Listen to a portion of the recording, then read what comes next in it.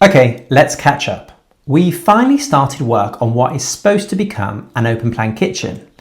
Until now, it's mostly served as a storage room, or well, for several years. But with a small child now wandering around, we thought it might be wise to make it slightly less dangerous. So we removed the large out-of-place log burner. It never made sense anyway and looks so much better removed. We took down some plasterboard and attempted to discuss the layout with a 6-month-old in the room, which is exactly as productive as it sounds. Then we decided to run pipes under the floor for a sink in a future island. This went well, right up until we burst the underfloor heating pipes. We panicked, then we fixed it. To make the space vaguely child safe, we covered everything back up and moved on to building the Ikea units, which for me was the highlight. It's the closest thing I get to peace. We've also begun training our child to become a builder so we can retire early. It's going slowly. I showed Borja a potential layout which got him briefly excited, which spurred him on to do a bit more work, so that was nice. Anyway, now that you're up to speed, here's the rest. Today we're doing the upper section, adding this row along the top here, and what we've done is added a piece of MDF between it, just so we can create this ceiling which will be within the double doors that go through to the laundry, and then we'll have a similar line on the top as well, and then we'll add the cornice detail.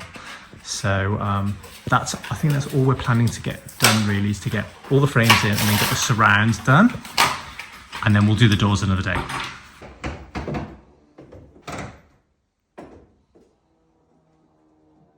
I've got my wood glue ready because now, can you see these sections?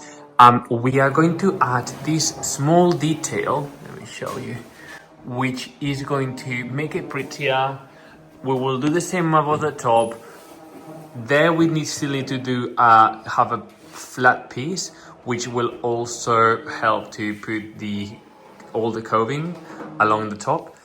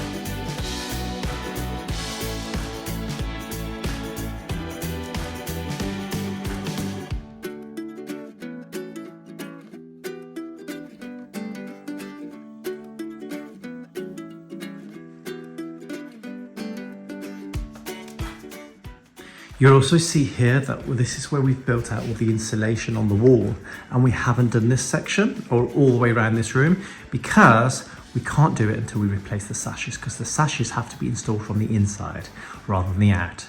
So we'll lose all this wall when we do the sash windows. So we're going to wait for approval for those before we can get them switched out and then do the rest of the walls. And I cannot wait to change this door. Why is it a stable style door on a Georgian house and there's no horses about? This is where we are with the kitchen.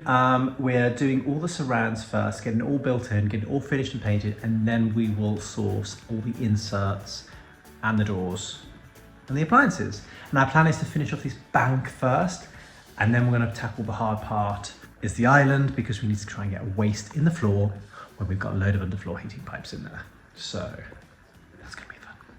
Trying to make the audio better, so here's a little voiceover of what we're trying to explain on this video. We need to work out how to introduce a waste for the kitchen island. I figured out the best way is a run that goes down to the cellar. However, because of the underfloor heating, it's going to be very challenging because we have to bypass a lot of pipes. And it's winter now, so it's a little dangerous in case I break any of the heating pipes, but needs must.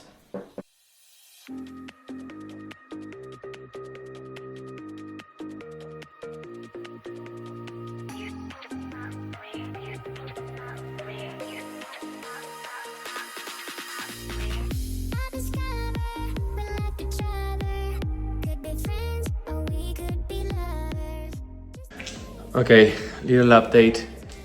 By the way, I'm wearing the sunglasses just because I can't find my eye protection, so that's like the way it protects my eyes. So, done all of that way up here. My back is it's killing me because at the moment, Danteo is really keen on trying to walk, but obviously he needs you to hold his hands.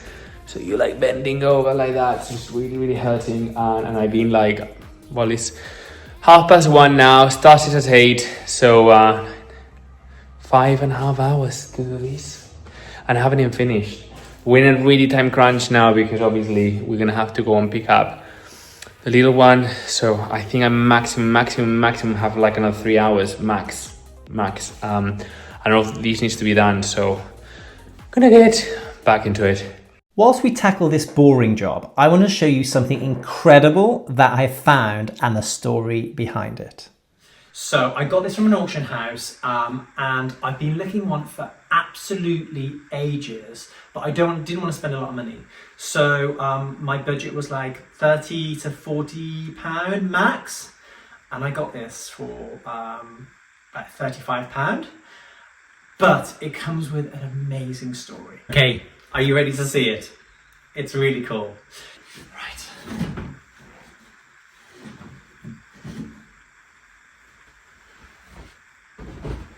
It's a grandfather clock. And it's not just any grandfather clock. The person that made this grandfather clock, we have already got some of his things. So in the main estate, in the stables, we have got some tools hanging on the wall in the workshop. Those tools were from the carpenter and clockmaker who installed the clock on the church in the town a long time ago.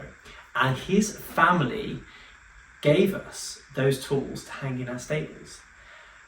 And this clock itself has been made by the same man, William Leeson from Kozel. How amazing is that? And we managed to get it. And it's such a beautiful clock as well. It doesn't work quite yet, but I think I can find someone to get it to work again.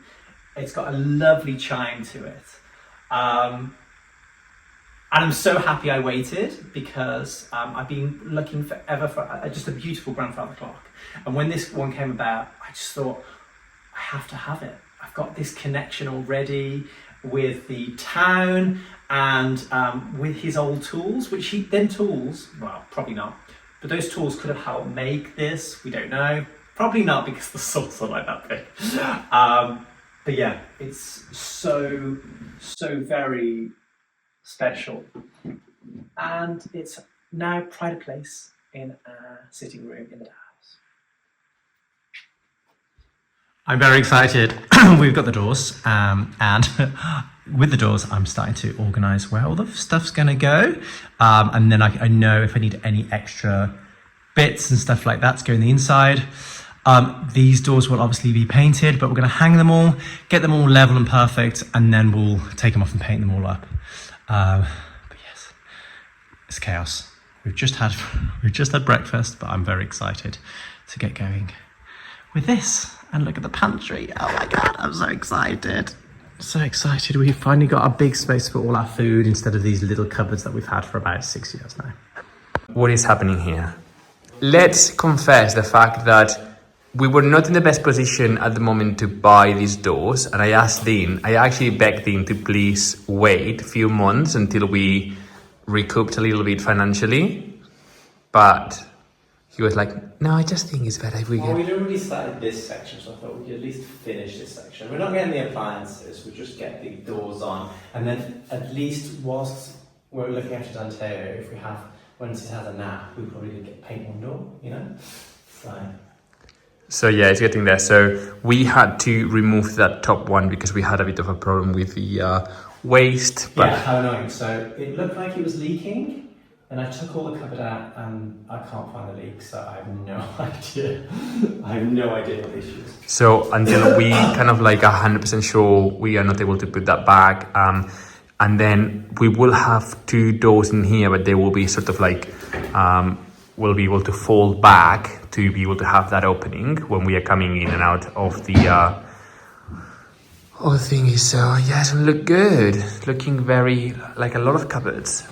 And then we have this massive island that will have more cupboards. So yeah, lots of storage. So this is where we are with the kitchen. I've got the doors in. The more complex doors are the ones that go through to the laundry. I've got to source some hinges for those. And I've also got the ironmonger on. But you have to remember that all this is going to be painted the same sort of off-white colour we've got round at the edge. And then it's going to just blend in lovely to this space.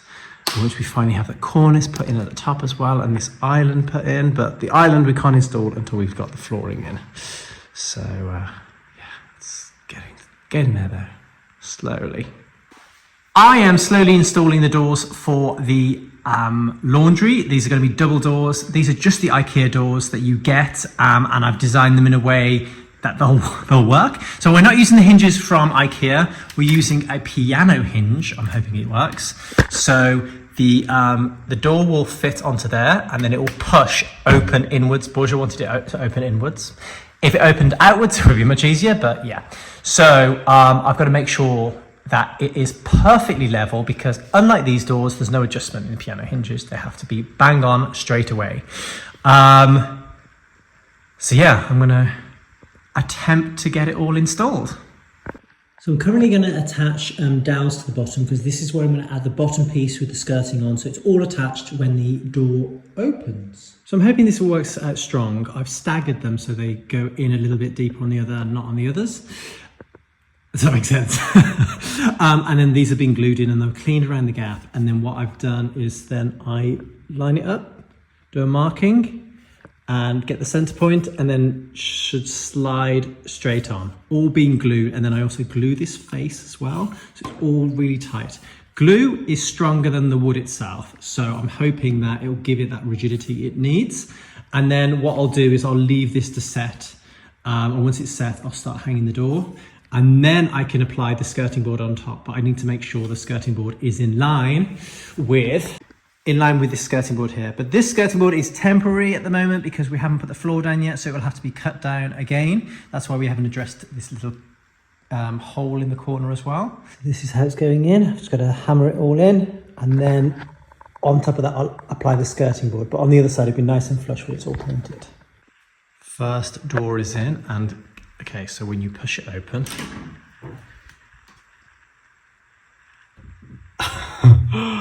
it needs a little bit of sanding at the top, but it opens tight to there. So you're only really going to see that little skirting corner when it's open, but then it's just like that. That's cool, isn't it? Just going to do the other side. Yay. And just like that, we have the doors on. I haven't done the skirting boards yet, so that's all a little bit bit fiddly, but that's once the tiles go in. But look, ready?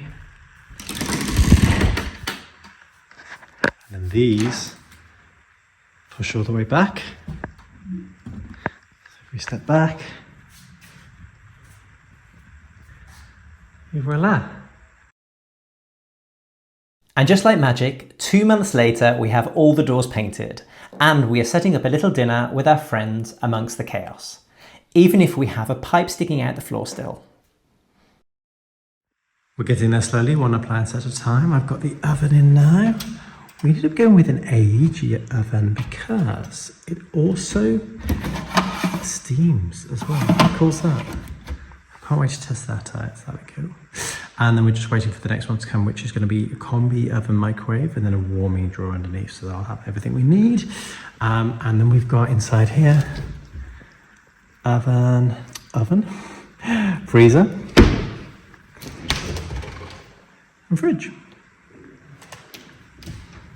Yeah, slowly getting there. We have finished our first stage of the open plan. I know it sounds really weird, but we like to stage it in this way so it's not as overwhelming and also costly for us. We can kind of spread out the cost.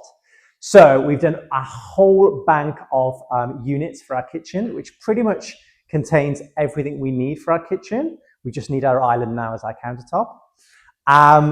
But this was all created with Ikea units. Borja and I had a long discussion about having a very fancy kitchen, ones from Neptune and stuff like that, ones that do look beautiful, but the cost is so much. Let's put it in context. That these sort of kitchens would cost around 60 to 80,000. This entire unit alone, excluding appliances, was about £2,000. And look what we got. I think that it provides so much better storage solutions as well, because I know that the cottage kitchens and stuff are lovely, but they take up all these big frames, so you lose all the storage space inside. Whilst the IKEA units, you're using literally every section of space for storage. And also, if 10 years down the line, we want to change the kitchen, we're not going to be stressing about how much we spent 10 years ago. We can just change it. And interestingly, we did that in Spain. We got an IKEA kitchen and we installed it around 8 or 9 years ago, and we felt it needed an uplift. So all we did was we went back to IKEA and changed the door fronts, and it changed the kitchen completely, and it cost us about £800 to do. So we'd rather invest our money elsewhere into some beautiful windows, beautiful doors, the taps for the sink, that sort of stuff. They're just cupboards at the end of the day with pretty faces on. So we got all this from IKEA. The doors were from IKEA as well, and all we did was we painted them up into the color that we liked. And the way of bespoking it is just adding these extra little details. So once our flooring's down, we're going to have a skirting board that runs all the way along, which will hide the hidden doors that we've got here. And then we've only temporarily put like an architrave detail up here, but eventually we'll have a lovely cornice that really builds these cupboards even more into the wall itself. So yeah, we're so happy with how it's turned out. It just, it's not too in your face as well, because we've blended it to be the same color as what all the walls will be eventually. So in terms of materials that we used our bespoke paint, which is called Old Soul White. You can get that from Fenwick and Tilbrook. These knobs here are kind of a little bit of a modern twist, but still feel quite traditional in their shape. We were umming and ahhing whether to go with this dark bronze or with the aged brass. And because we had loads of these spare, we went with the black, but we may switch it. I don't know. I think both colors could work here. And then we just paired that with black appliances, which kind of just become a shadow really to the rest of the units. I would have personally loved to hide all of these away, so all you saw was cupboards here, but it was just going to take up space. It was going to cost a lot more. So that's our compromise there, which I don't think is a really bad compromise. And we've got freezer hidden away, fridge. A beautiful pull-out pantry here. Borgia has got his coffee making station here. And then through here is hidden away the laundry space, which we did this in such a simple way. We used piano hinges here, and when the doors open up, they open up perfectly flat, so they act like a panel detail here. So we could leave them open all the time if we wanted to, and it wouldn't be that offensive. The laundry, we obviously did at another time. We'll link here if you want to go and see what we got up to building that laundry. But the great thing is, close it off, and you don't see what's in there when it's a mess, which is great. We still need to work at the little detail at the bottom, but again, that's when we've got all the floor down, which will run all the way into the laundry as well. And it just shows that you see all these things on social media of these hidden doors, secret doors, and they always look so complex. They're not. This is an Ikea door. A piano hinge was from your general DIY store. We got it from Screwfix. And all we did was we added an MDF, an 18mm MDF here as the frame, screwed it on. That's it. All we've got to address now is the catch that holds it in place here. But once we've got the floor in, we'll probably do some magnetic catches at the top and the bottom just to hold it in place perfectly flush. We designed these doors in this way because we wanted it to feel seamless. You know, when you're looking back here, you've got a whole bank of units going all the way across. If we didn't introduce this, we would have a weird door, another style of door here, which wouldn't have worked right. So actually having this secret door here works perfectly. And it's very functional as well for us. I always wanted to do this as well, to put your back to the laundry and also the back door. Like I like houses where people come through the front door, you're greeted by the lovely entrance hallway. I hate it when our friends and family come to the back door and walk through the laundry. It's just not the nicest approach. Someone else wants to be in the picture, don't you? Hey, do you want to be in the picture? Okay, we're explaining the kitchen. Yeah? Should we explain it together? Okay, let's explain it together. So we've finished this wall section here, and Borgia's done the hard part of getting all the pipes and the electrics in the floor, which was under the underfloor heating that we already had in here, which was really tricky. Okay, you want to go? Go on then. And so we've got the hard part done for the kitchen, and all it is now is putting the island in, which we'll put the island in once the flooring goes down, because it will be a bit silly to do it beforehand. Yeah? Go to Papa. Oh my God.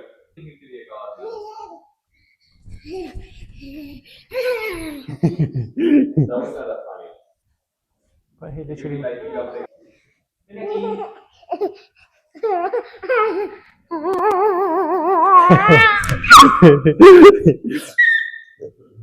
Oh, you're dizzy now. Daddy's got to record. You going to let me record? Okay, so now I'm back after taking Dante on a little tour of the garden. You enjoy that? Yeah? Okay. Now where do you want to go? The garden again? My goodness. Abuelita's taken Dante for his 20th tour of the garden. I don't know why he's interested in. So this is the section of the open plan space we've finished. But if we pan around, I'll show you what's left to do. So we've got all of these walls to address. We've got insulation to put in. We're doing a larger arch here. Can you see? I don't know if you can see the outline. It's just a little bit bigger, but it will look proportionally better for the Georgian part of the house. Sash windows we're changing for more traditional ones with beautiful bars. So there'll be like 3x2s over, or however they call it.